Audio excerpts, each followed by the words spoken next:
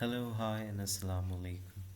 So, this is now second lecture on Cracking India by Bapsi Sidhwa.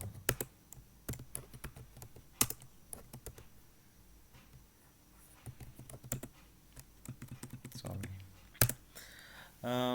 So, in this lecture, we are going to talk about the themes and some of the major characters. We will begin with the character of Shanta, who by profession is a mad or Aya. Um, she has importance, and the whole novel actually circles around her. Um, she did not represent only her own self, but she was the representative of all the women who became the victim of destiny, of time. Her cry was the cry of every Muslim, Sikh, and Hindu woman. Um, Her character was also symbolizing the land of India. Sidhwa portrayed that Shanta was a Hindu woman, but every man of every community flirted with her, regardless of their religion and caste. Before partition, she was the light of every eye. All of the men wanted to gain her love. This is the very condition of the land of India, because everyone claimed to love this land and to give one's life for its prosperity. But when the time came, the true nationalists like Monsieur, um, that this is character,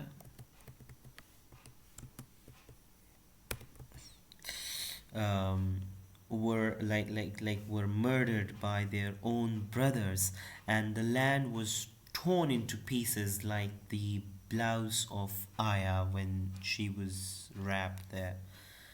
The so-called patriots who claimed to love her, they wrapped her and sent her to a brothel.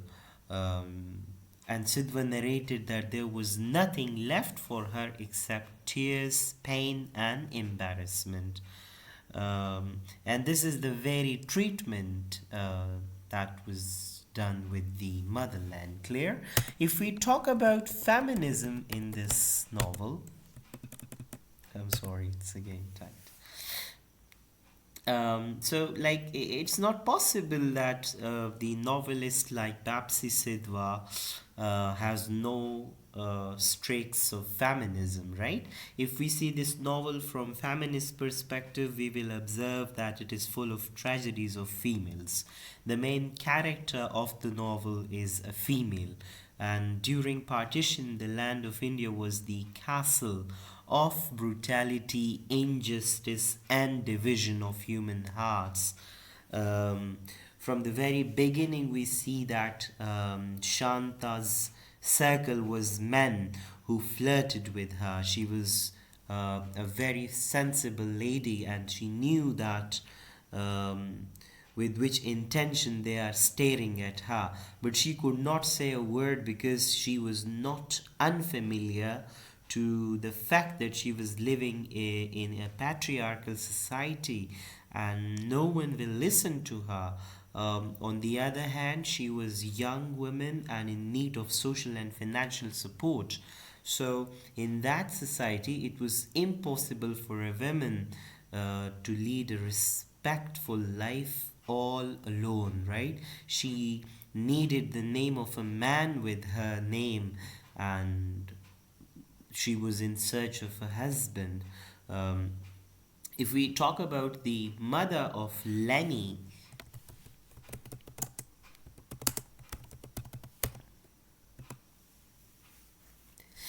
um, we see that she had respect even among men.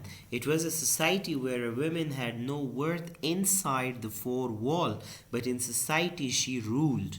When the Muslims came to take Aya, there was only Lenny's mother who spread her arms to stop men from entering her house, and men could not even touch her. She had high status in society, but the ironical thing is that having such respect, she was beaten by her husband and she didn't resist.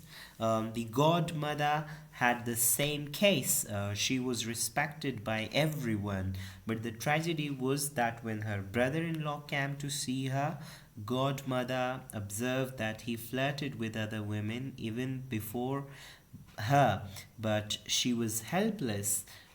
She could not even say a word to him, but when she met Ice Candy Man and went to brothel, we observed that no one could raise voice in front of her. She had enough power to fetch Shanta from that hell. The status of women was very controversial and did not have the same status indoor and outdoor. There was also identity crisis for women, as we see that Shanta was a Hindu, but when Ice Candy Man took her, she had to change her religion and her name as well, right?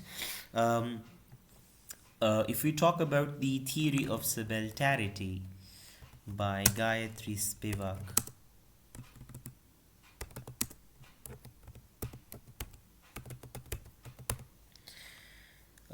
so this is also there in this novel, right? Like this is the specialization of the novel, that the events are narrated and seen through a subaltern eye.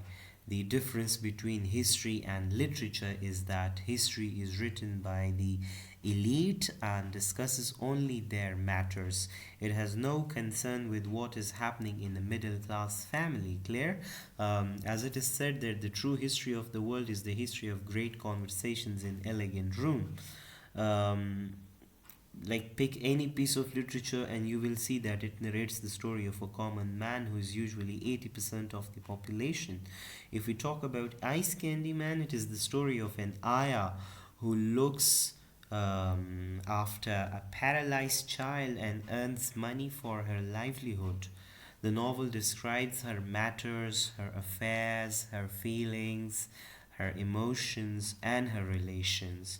It has no concern with what is happening in elegant rooms. So, this novel is the best example of a subaltern novel, right?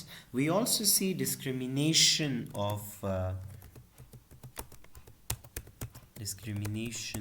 religion and caste system. Clear?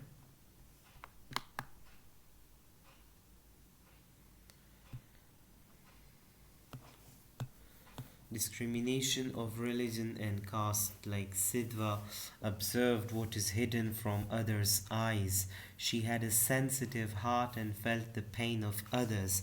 In her novel, she depicted that there were neither religious nor racial discrimination.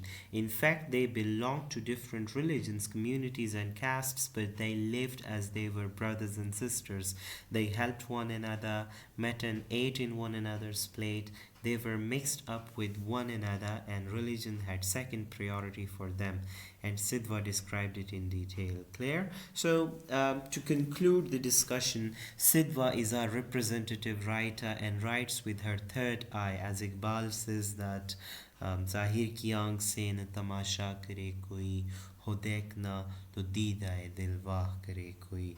Only Sidhwa has the nerve to write such a remarkable work, and she has full command on language and plays with words. There's no politics, feminism, partition, domestic matter, romance, and hate in the novel. So, if it is for all types of readers, and one cannot feel boredom while reading it. Thank you very, very much indeed.